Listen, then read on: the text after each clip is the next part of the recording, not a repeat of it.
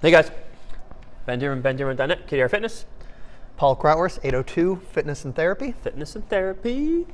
Okay, so we just shot some videos talking about what the different motions are at each joint, kind of giving you a breakdown of just a little bit more understanding of how your body works, because we think that everybody should understand how their body basically works. Yeah, I'd say the more we can empower people to know how they move, the easier our job is, certainly. Yeah, well, I absolutely. mean, and you're going to feel now. better, and life Yeah. is just going to be better overall. Yeah. I mean, So we talked about the motions, right? So you got motions at the ankle and the knee and the hip and lumbar spine. Go back and watch that video.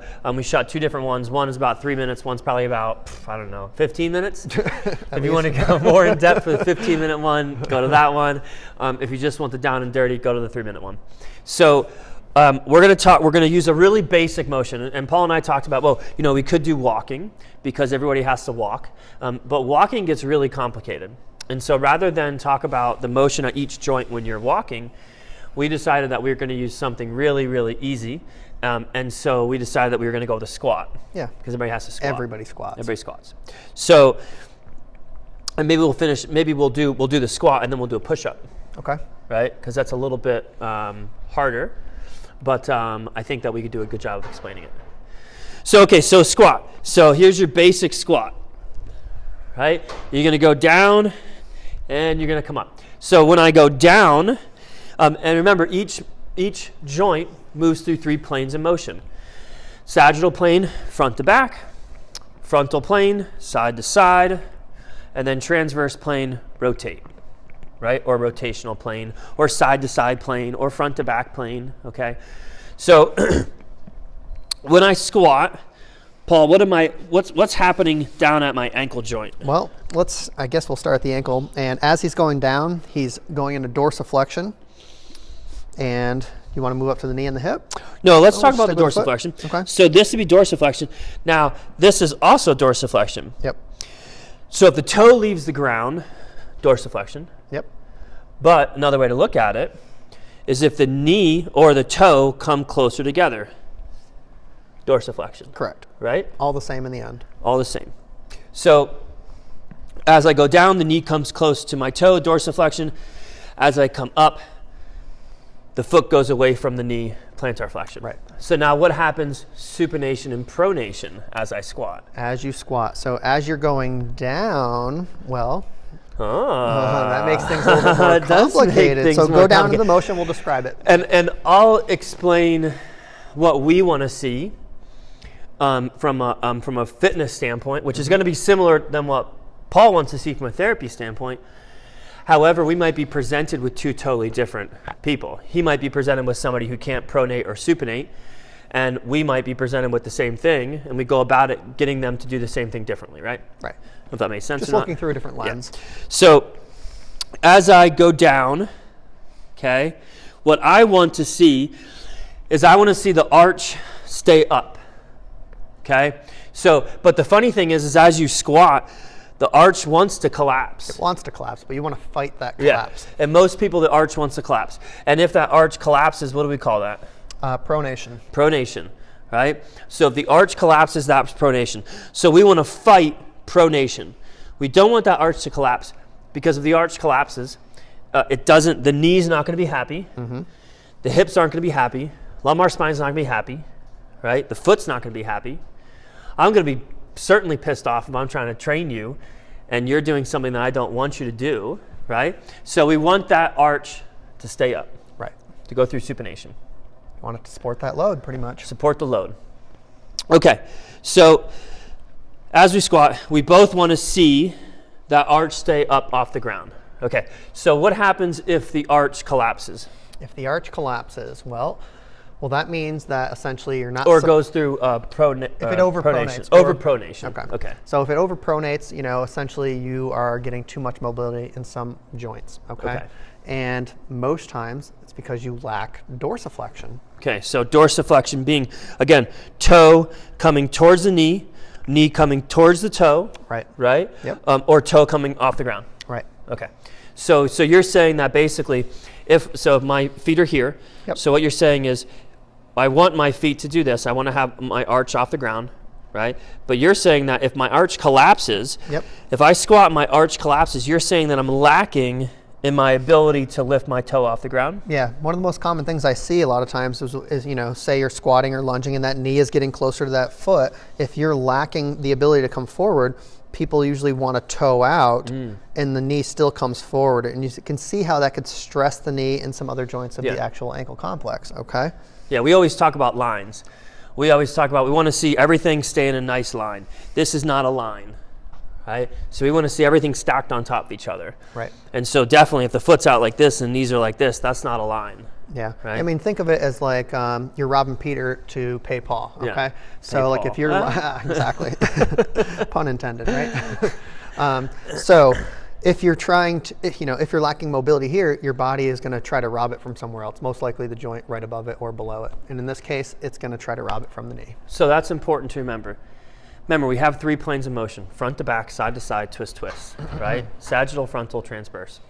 So if we don't have motion in one of those planes, if we don't have motion in the sagittal plane, we're going to try and get more motion in the frontal and the transverse plane at the foot, right?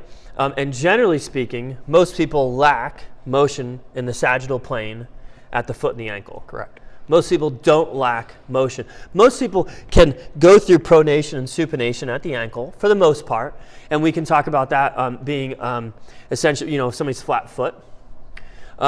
Now, I remember there was one physical therapy clinic that we visited, and they had this poster on the wall, and there were like 27 different arches. And I'm looking at this, I'm like, oh my God, there's a lot of different things to look at. When we look at an arch, we either say, okay, that's enough of an arch, or you need more arch, right? So you either have a flat foot or you have a high arch. And it's rare that somebody's like totally locked up in their foot and they can't move their foot. Sometimes, but it's pretty rare. Yeah, unless you see like a fusion or something like that. Yeah, and we have seen some people with flat feet where their foot is so bad they don't even have an arch and they're actually walking on, I forget what bone is on the inside. The navicular? Yeah, totally collapsed down. So rather than get into kind of the arch and stuff like that, let's just move up to the knee. And we'll talk about the arch maybe some other time. Yep. All right, so as I'm squatting, what's my knee doing? Flexing. Right, and as I come up, It's extending. okay, so sagittal plane, it flexes and it extends. All right, well, what do I not want my knee to do as I squat? You don't want it to collapse inward. Yeah, which would be called A valgus collapse, or you'd be overly adducting. adducted, right? So we don't want this to happen. Well, why don't we want this to happen? Well, the main reason why we always tell people why they don't want that to happen is if we're talking about an ACL tear, okay, I need flexion, right? I need adduction, and I need internal rotation. And those are the 3 motions.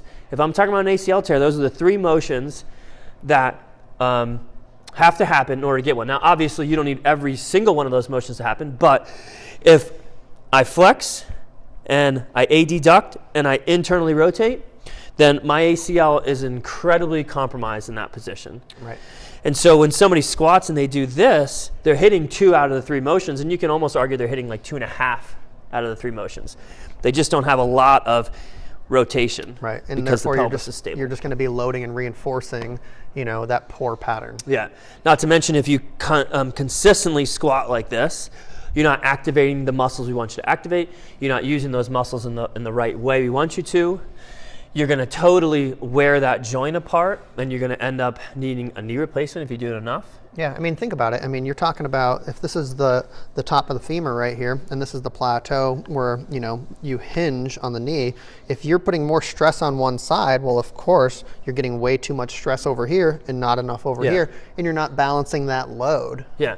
We call that the mortar and pestle effect. And so basically, I always forget which one is the bowl and which one is the stick, right? Right. I think it's the you're mortar and talking the pestle. You have to wear the joint evenly. Yep. And if you don't wear the joint evenly, if you only wear the joint in one area, well, then that's the area that's going to be totally powderized. That's a word I just made up right now, powderized. Powderized, all right. I like Coined it. it. Coined it. You heard it here first. Okay, so we talked about the knee, and we talked about what we don't want to do. Okay, we don't want this to happen, right? Let's talk about the pelvis, the hip. The hip. The hip. So as I squat, We're going into hip flexion, flexion. and now we're extending the hip. Good. Now let's talk about the femur itself. Okay. Because really in the squat, where the femur comes up and sits into the pelvis really doesn't do that much. It just goes through flexion and extension. Right, is what I would, in my opinion. But if we look down at the femur, we got a lot more stuff going on at the femur Right. than we do at the actual pelvis. Well, I guess if we're talking about relative motion. No, or don't get in no there. relative motion. Okay. Don't get in there. Got it. Just obvious, apparent motion. Okay. All right, so when we talk about the femur, Yep. right? So femur comes up, sits in the pelvis. Okay, so we go through, and I understand we have some relative motion that's happening here, Yeah. and we have some real motion. We're gonna keep it simple. Yeah, what we're talking about, relative motion and real motion. Real motion is essentially, for all intents and purposes, what you can see, right? And maybe that's not the best. Well, I'll explain it the way that I explain it, and then you can explain it the way that you explain it. All right. Real motion is what you can see, okay? So if you were to ask me, well, what is my pelvis doing? Well, my pelvis is going into flexion. Okay, but what is my pelvis doing relative to my femur? Oh, wait a minute. Well, now that's a little bit different because now I have to figure out which joint is moving faster and or which joint is moving first. And that's how we figure out relative motion. So you might have one joint that's going through real flexion, but relative to another joint, it's actually going through extension. And it gets really confusing and complicated. I don't know if you would explain it differently. Yeah, I mean, just another example, I'd say it would be the same thing. Is like, say the upper body is still and we're going like this. This would be hip flexion, okay? Well, this also would be hip flexion where the pelvis is rotating over the femur, where this is the femur rotating within the pelvis, okay? Okay. How's that sound? Yeah, that sounds good. Did you understand that? Leave it in the comments which one made more sense. Guy in the purple shirt, guy in the black shirt. Okay, so the femur, right? Femurs go through flexion. Well, I mean, the femur itself can't go through flexion, but the femur and the hip go through flexion, right? But we want the femurs to actually go through external rotation. Because if the femurs don't go through external rotation and the femurs go through internal rotation, then we have this happen. Right. And we also have collapsing arches, right?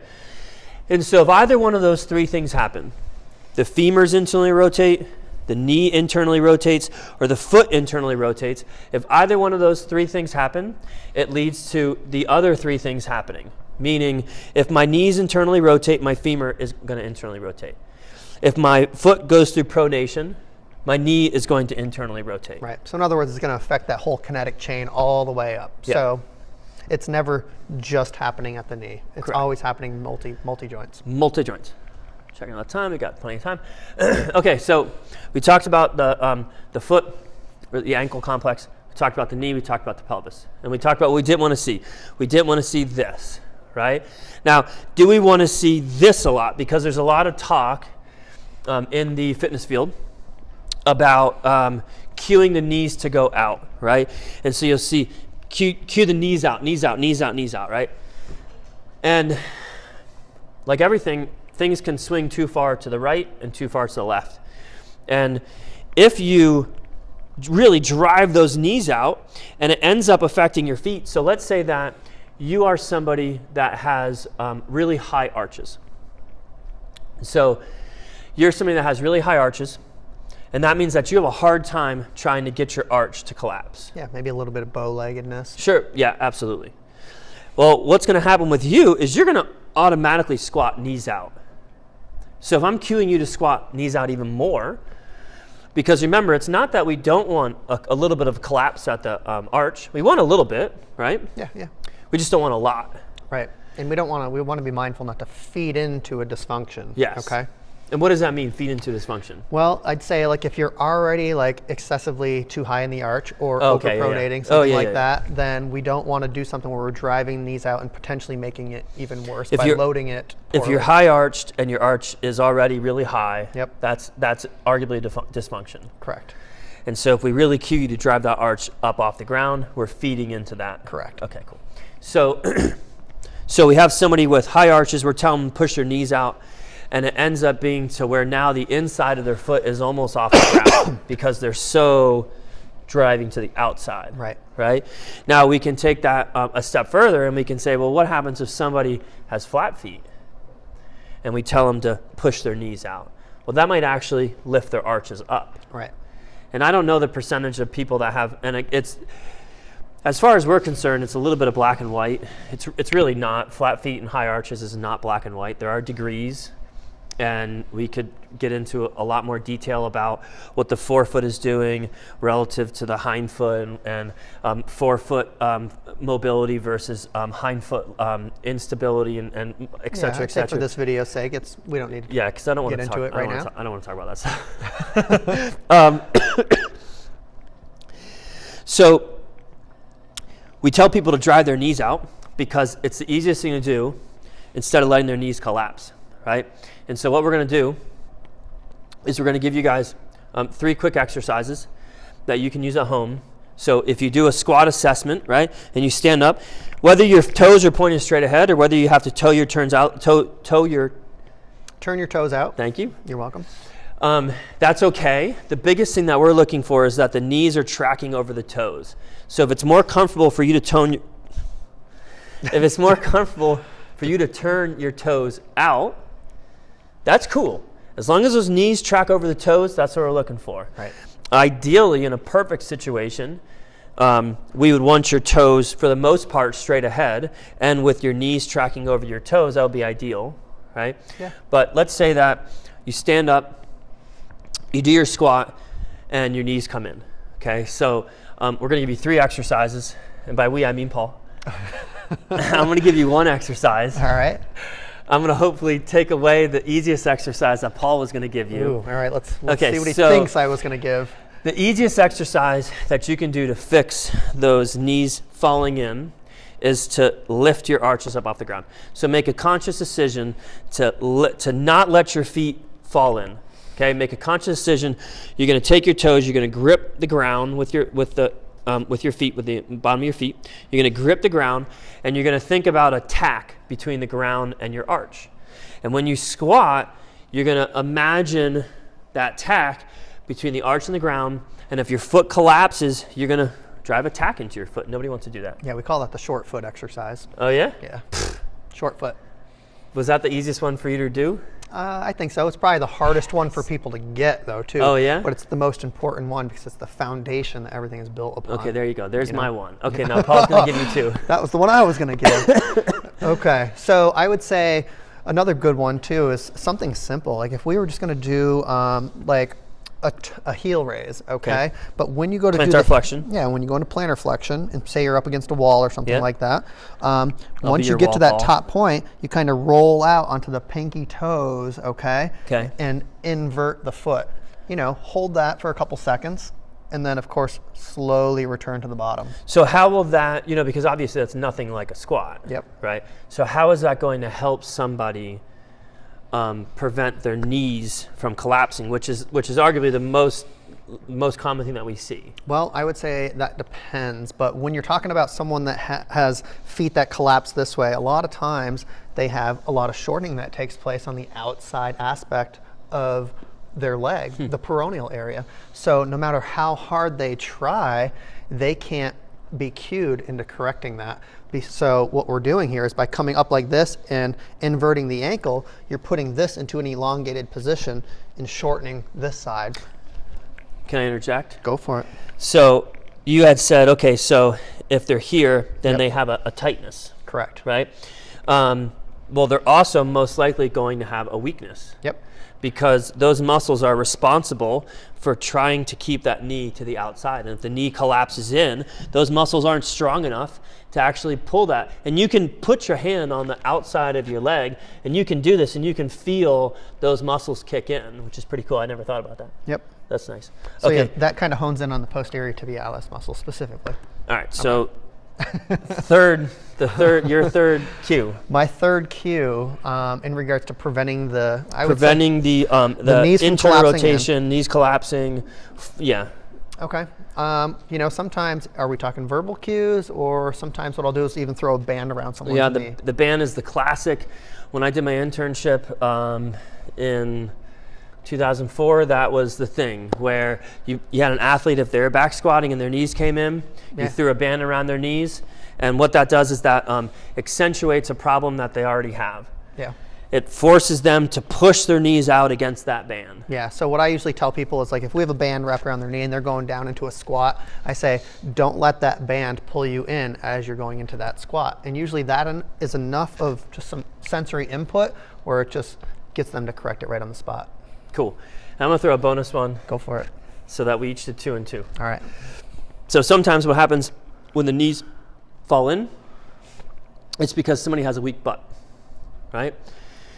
And so what you can do is you can do a couple hip ups where you just lay down on the ground. I'm not gonna do it right now, but you lie down on the ground. Here, I got it. Paul's got it. Okay. You had to lay right there. Yep. Okay, so we do some hip ups, and then you can either do it where you drive up and you're gonna hold for 10 seconds, you can do a bunch of reps, but the most important thing with this exercise is that you're trying to get your glutes to contract. You're trying to get your butt to be hard, right? And if you have a hard time getting your glutes to contract in this exercise, well, when you squat, they're probably not gonna contract very well. And so by doing this exercise first, you're kind of turning your butt on. You're waking up those powerful glute muscles to say, hey, this is what I need you to do. I need you to make sure my femur tracks correctly relative to my pelvis and my knees and my feet. And so make sure you're doing your job. I'm gonna wake you up a little bit. And that way now you're working better, right? So now you're gonna be able to keep those knees tracking right. Sounds good. Killed it, I think man. that's a good one. You killed it. You did a great job. Ben Dearman, BenDearman.net, KDR Fitness. And Paul Krautwurst, 802 Fitness and Therapy. Pow pow. That was good. I'm tired. Yeah, that was fun.